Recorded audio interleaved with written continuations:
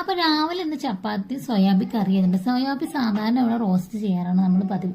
അപ്പൊ ഇത്തവണ നമുക്ക് ചപ്പാത്തി ആയതുകൊണ്ട് ചപ്പാത്തിക്ക് ഇച്ചിരി വെള്ളം പോലത്തെ കറിയാണ്. കാരണം ഒഴിച്ച് കറി ചിലവർക്ക് ചപ്പാത്തിക്ക് കുറച്ച് ചപ്പാത്തി കഴിക്കണം എന്നുണ്ടെങ്കിൽ നമുക്ക് വെള്ളം പോലത്തെ ഒരു കറി വേണ്ടിയിരിക്കും. ചിലവർക്ക് റോസ്റ്റ് ആവും ഇഷ്ടം. നമുക്ക് പിന്നെ ഏതായാലും കുഴപ്പമില്ല കേട്ടോ. പിള്ളേർക്കാണെങ്കിൽ ഇങ്ങനെ ഒഴിച്ച് കറി വേണം. കാരണം അവർക്ക് റോസ്റ്റ് അങ്ങനെ ഭയങ്കര ഇഷ്ടമല്ല. പ്രത്യേകിച്ച് ചപ്പാത്തിക്ക് ആകുമ്പോൾ ഇപ്പൊ തന്നെ സോയാബി മേടിച്ചതാണ്. കുറച്ച് വലിയ സോയാബി ആയിരുന്നു. അപ്പൊ 2-3 കഷ്ണങ്ങളാക്കിയിട്ട് കുറച്ച് മഞ്ഞപ്പൊടി ഉപ്പൊക്കെ ഇട്ടിട്ട് വേവിച്ചതിന് ശേഷം സെപ്പറേറ്റ് വേവിച്ചതിന് ശേഷമായിട്ട് നമ്മൾ കറിയിലിട്ട് കൊടുത്തത്. അപ്പൊ സാധാരണ ഇവിടെ ചെറിയ സോയാബിയാണ് മേടിക്കാറ്. അപ്പൊ രാവിലത്തെ കടി അതൊക്കെ തീരുന്നു. പിന്നെ ഈവനിങ് സ്നാക്സ് എന്ന് പറയുമ്പം ഇതിപ്പോ മഴയാണല്ലോ. അപ്പൊ അതുകൊണ്ട് പിന്നെ ഭയങ്കര വിശപ്പ് ഈ സമയത്തില്ല. പിന്നെ ഒന്നാമത് കർക്കിടക മാസം കൂടിയാണ്. പിന്നെ പിള്ളേർക്ക് സ്കൂളും ഇല്ല. അപ്പൊ അതുകൊണ്ട് അരിമണി വറുക്കുക ചെയ്തത്. പിന്നെ നമ്മൾ അമൃതപ്പൊടി ഉണ്ടായിരുന്നു. അപ്പൊ അമൃതപ്പൊടിയിൽ അരിമണി വറുത്ത് പൊടിച്ചിട്ട് അതിൽ കുറച്ച് തേങ്ങ കുറച്ചിട്ട് കുഴച്ചെടുത്തിട്ട് ഉണ്ടാക്കട്ടെ ചെയ്തത്. പിന്നെ രാവിലത്തെ ദോശമാവും ബാക്കി ഉണ്ടായിരുന്നു.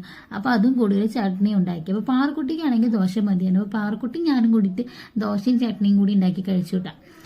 ഉണ്ടാക്കി കഴിച്ചില്ല എന്നല്ല, അതും കഴിച്ച് ടേസ്റ്റ് ചെയ്ത് നോക്കി. സംഭവം നല്ല രസമാണ്. ചില നേരത്തെ നമ്മുടെ വിശപ്പിനാണ് ഏറ്റവും കൂടുതൽ രുചിന്ന് ചില സമയങ്ങളിൽ നമുക്ക് തോന്നാറുണ്ടല്ലേ. അപ്പോൾ ഈ ഒരു വീഡിയോത്തിലുള്ള അടുത്തൊരു വീഡിയോ നമുക്ക് വീണ്ടും കാണാം. Tata bye, see U.